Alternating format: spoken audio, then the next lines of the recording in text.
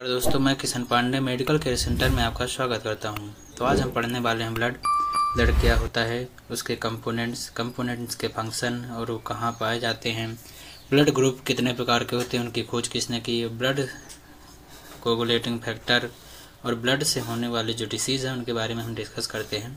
तो आज स्टार्ट करते हैं। सबसे पहले हम जानेंगे ब्लड। तो ब्लड होता क्या है। तो ब्लड एक प्रकार का टिश्यू है जो कि red blood sales, white blood cells, platelets and other substance से मिलकर बना होता है, जिसे हम ब्लड कहते हैं। इसमें कुछ और अदर सब्सटेंस भी होते हैं जिन्हें हम ब्लड में मिला हुआ देखते हैं। Blood is a special type of fluid connective tissue derived from mesoderm. Blood एक प्रकार का कनेक्टिव टिश्यू है जो कि मेसोडर्म से बनता है। ठीक है, ये ब्लड इसे मेसेनकाइमल टिश्यू भी कहते हैं ब्लड को। फिर blood flow through capillary is described bye noise Whitney equation. मतलब जो ब्लड की जो कैपिलरी से जो जाता है, इसको डिस्क्राइब किया था नॉइस व्हिटनी इक्वेशन ने। ठीक है, ब्लड की जो का नेचर होता है स्लाइटली एल्कलाइन नेचर का होता है और इसका जो पीएच होता है 7.4 पीएच होता है। ठीक है, तो हमारा ब्लड के बारे में होगा। ब्लड के जो कंपोनेंट्स हैं उनके बारे में हम ग्राफ की मदद से देखेंगे कि ब्लड के जो कंपोनेंट्स हैं इसके बारे में देखेंगे, जिसमें दो ब्लड जो मेन कंपोनेंट्स है उसमें आता है प्लाज्मा और ब्लड सेल्स। प्लाज्मा फिर फर्दर क्लासिफाइड हो जाता है दो भागों में, जिसमें हमारा आता है वाटर और डिजॉल्व सब्सटेंस। मतलब जो उसमें घुले हुए सब्सटेंस है उनकी बात कर रहे हैं तो वो आ जाएगा हमारा। ठीक है, उसमें फिर आता है हमारा salt, food, hormones, water product और प्रोटीन। प्रोटीन भी दो प्रकार के होते हैं जो कि इसमें प्लाज्मा में पाए जाते हैं, जो कि एक पहला आता है हमारा फिब्रिनोजिन, फिर है एल्बुमिन। फिब्रिनोजिन जो होता है उसको क्लॉटिंग के लिए रिस्पॉन्सिबल रहता है और एल्बुमिन जो होता है मेंटेन करता है ऑस्मोटिक प्रेशर ऑफ ब्लड। मतलब ब्लड में जो ऑस्मोटिक प्रेशर है उसको मेंटेन करने का काम करता है एल्बुमिन। ब्लड सेल्स की बात करें तो ब्लड सेल्स में 3 प्रकार के होते हैं, जिसमें हमारा आता है red blood sales, white blood cells, platelets.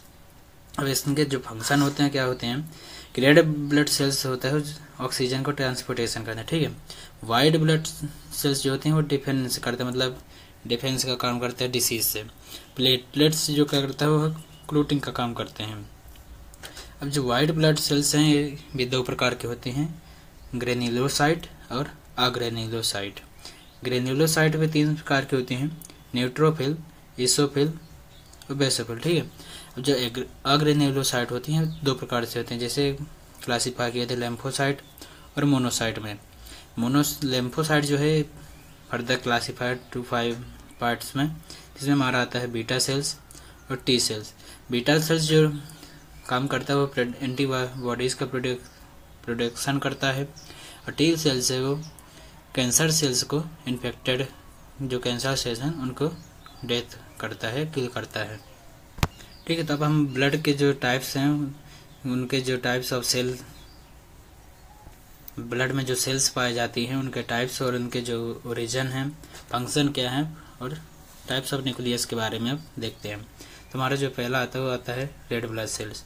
ये कि इसका ओरिजिन है कहाँ पाया, मूल भौतिका है बोन मैरो में पाया जाता है। इसका जो मेन फंक्शन है transport of oxygen and some carbon dioxide, मतलब एक ट्रांसपोर्टेशन का काम करता है। ठीक है, इसका जो टाइप्स होता है एन्यूक्लिएट टाइप का न्यूक्लियस पाया जाता है, ये उसका स्ट्रक्चर हो गया। फिर हमारा दूसरा जो है वो है वाइट ब्लड सेल्स, जिसे हम बोलते हैं ल्यूकोसाइट्स। ये 2 प्रकार के होते हैं, अग्रेन्युलोसाइट और ग्रेन्युलोसाइट। इसमें आता है जैसे granulocyte 22% of total white blood cells का काउंट में रहता है। ये भी बोन मैरो में पाया जाता है। इनकल्फ बैक्टीरिया, मतलब बैक्टीरिया को निकालने का या खाने का काम करता है। इसके जो न्यूक्लियस होता है वो होता है मल्टी लोबेड टाइप्स का होता है। फिर इसमें आता है न्यूट्रोफिल्स, इसका भी सेम है। फिर आता है बेसोफिल्स, 1.5% रहता है बोन मैरो में। Allergic response and antihistamine properties show करता है और ये बिलोवेड टाइप्स का होता है। फिर अगला बेसोफाइल्स, बेसोफाइल्स भी बोन मैरो में पाया जाता है। इसका जो काम रहता है, फंक्शन रहता है, हिस्टामाइन का प्रोडक्शन करता है, ठीक है। इसमें जो न्यूक्लियस होता है मल्टी लोब्ड और शेप्ड का होता है। फिर हमारा अगला अग्रेन्युलोसाइट, ये जो 28% भाग होता है, ये भी बोन मैरो में पाया जाता है। इसका जो फंक्शन है इगोल्फ बैक्टीरिया, मतलब बैक्टीरिया को निकालना। इसमें जो न्यूक्लियस होता है बीन शेप्ड का होता है। ये भी 2 भागों में होता है, लिम्फोसाइट, मोनोसाइट। लिम्फोसाइट 20% भाग रहता है, ये भी बोन मैरो लिम्फॉइड टिश्यू स्पेलिन में पाया जाता है। इसका जो काम है एंटीबॉडीज का प्रोडक्शन करना। लार्ज ओवल टाइप का न्यूक्लियस होता है। मोनोसाइट जो है ये भी बोन मैरो और मायोल्ड प्रोगेनेटर में पाया जाता है। इसका जो वर्क है main inflammatory and anti inflammatory process करता है ड्यूरिंग इम्यून सिस्टम रिस्पॉन्स के लिए, ठीक है। इसमें जो न्यूक्लियस होता है किडनी शेप्ड का न्यूक्लियस पाया जाता है। फिर हमारा जो अगला भाग है वह प्लेटलेट्स, ये भी बोन मैरो में, इनका जो मेन मूल है वो है बोन मैरो में। स्टार्ट ब्लड क्लोटिंग, मतलब ब्लड क्लोटिंग रिस्पॉन्सिबल रहता है। Cytoplasm plates primary synthesis TXA2 का थ्रोम्बोबॉक्सिन का सिंथेसिस करना। नॉन न्यूक्लिएटेड, मतलब इसमें न्यूक्लियस नहीं पाया जाता है। अब जो इंस्ट्रूमेंट यूज किया जाता है WBC RBC काउंट के लिए, उसको हम क्या कहते हैं, उसको बोलते हैं हीमोसाइटोमीटर से हम RBC और WBC काउंट करते हैं, ठीक है। तो ये हमारे जो इनके फंक्शन हो गए। हम देखेंगे formation of red blood cell, मतलब रेड ब्लड सेल्स का फॉर्मेशन कैसे होता है। तो इसमें जो होमोपोइसिस के फॉर्मेट करता है ब्लड सेल्स के, किसके वजह से स्टेम सेल्स जो रहती हैं रेड बोन मैरो सेल से रेड ब्लड सेल्स का फॉर्मेशन करता है पोइसिस, ठीक है। फिर है माइलोइड स्टेम सेल्स, ये RBC प्लेटलेट्स ग्रेनेड्स और मोनोसाइट से लिम्फोसाइट मिलकर लिम्फोसाइट का प्रोडक्शन करते हैं या फॉर्मेशन करते हैं। अब जो फॉर्मेट है या एलिमेंट्स होते हैं ब्लड के, उनका फॉर्मेशन कैसे होता है। तो जैसे थ्रोम्बोब्लास्ट होता है, उसमें से ल्यूबिब्लास्ट से जब होता है तो एरिथ्रोसाइट का निर्माण होता है। मायोलोब्लास्ट से मैच्योर न्यूट्रोफाइल्स, इसिनोफाइल्स एंड बेसोफाइल्स का निर्माण होता है, ठीक है। फिर हमारा तीसरा है मोनोब्लास्ट, तो मोनोब्लास्ट से मोनोसाइट्स का निर्माण होता है। लिम्फोब्लास्ट जब होता है तो उसमें मैच्योर लिम्फोसाइट का निर्माण होता है। मेगा कायरोब्लास्ट जो होता है उसमें से मैच्योर प्लेटलेट्स का निर्माण होता है। तो ये हमारे जो ब्लड एलिमेंट्स हैं उनका निर्माण हो गया और ब्लड का निर्माण हो। फिर हम देखते हैं ब्लड ग्रुप के बारे में। तो ब्लड ग्रुप का कार्ल लैंडस्टेनियर ने डिस्कवर किया था ABO blood group based on upon antigen के बेस पे उनने 3 ग्रुपों का डिस्कवर किया। ABO के कब किया था 1901, मतलब 1901 में उसका खोज किया था। ये एक ऑस्ट्रेलियन इम्यूनोलॉजिस्ट साइंटिस्ट थे। इन्हें नोबेल पुरस्कार भी मिल चुका है, किसे फिजियोलॉजिकल और मेडिकल के उसमें मेडिसिन फील्ड में इनको ब्लड नोबेल पुरस्कार दिया जा चुका है, ठीक है। टाइप्स ऑफ ब्लड ग्रुप और उनके एंटीबॉडी का हम निर्माण कर देखते हैं और उनको कौन से ब्लड ग्रुप जिसको डोनेट कर सकता है और किससे रिसीव कर सकता है। तो जिसमें हमारा फर्स्ट नंबर पर आता है A ब्लड ग्रुप, फिर हमारा आता है B ब्लड ग्रुप, फिर AB, फिर O, ठीक है।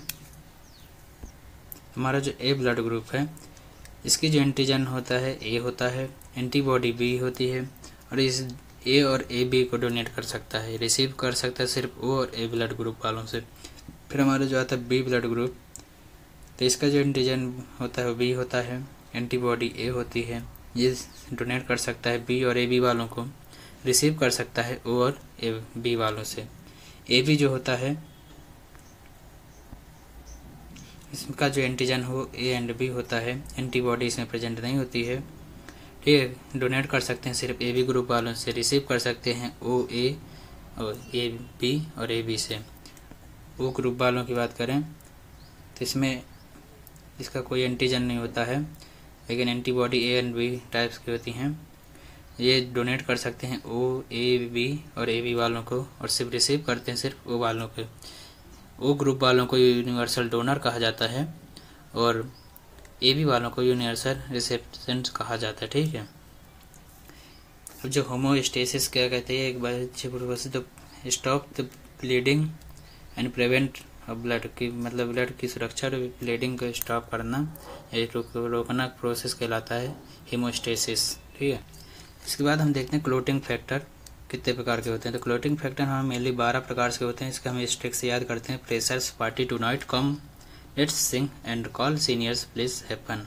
इसमें हमारा आता है फैक्टर फर्स्ट फिब्रोनोजिन, तो फैक्टर सेकेंड प्रोथोथ्रोम्बिन, फिर factor third tissue thromboplastin, factor 4 में आता है कैल्शियम आयंस, फैक्टर 5 में लेवाइल फैक्टर, फैक्टर 7 में स्टेबल फैक्टर, फैक्टर 8 में एंटी हीमोफिलिक फैक्टर, फैक्टर 9 में है क्रिस्टमस फैक्टर, फैक्टर 10 में है स्ट्रेट पावर फैक्टर, फैक्टर 11 है प्लाज्मा थ्रोम्बोप्लास्टिन, फैक्टर 12 है हेजेमैन फैक्टर, फैक्टर 13 है फिब्रिनोजिन स्टेबलिंग फैक्टर। तो ये हमारे जो 12 फैक्टर हो गए हैं।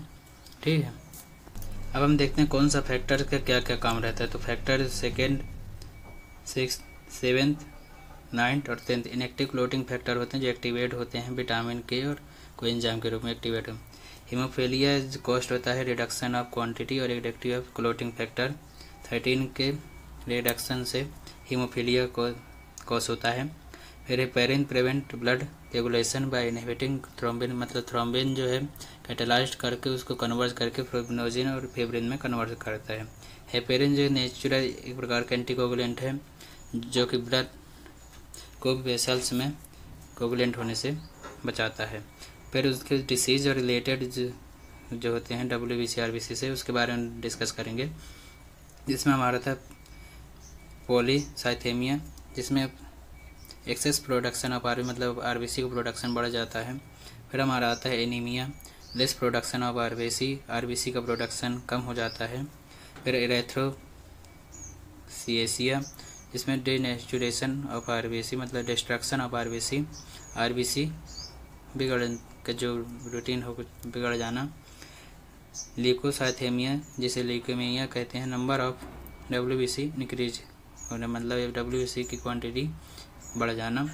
Leukopenia, number of WBC decrease, मतलब WBC के जो प्रेजेंटेशन है घट जाना, नंबर ऑफ WBC कम हो जाना। तो ये हमारे ब्लड के बारे में था। इसके बाद और भी टॉपिक कवर करेंगे HAP के। तो ऐसे वीडियो देखने के लिए आप इस चैनल में बने रहें। धन्यवाद।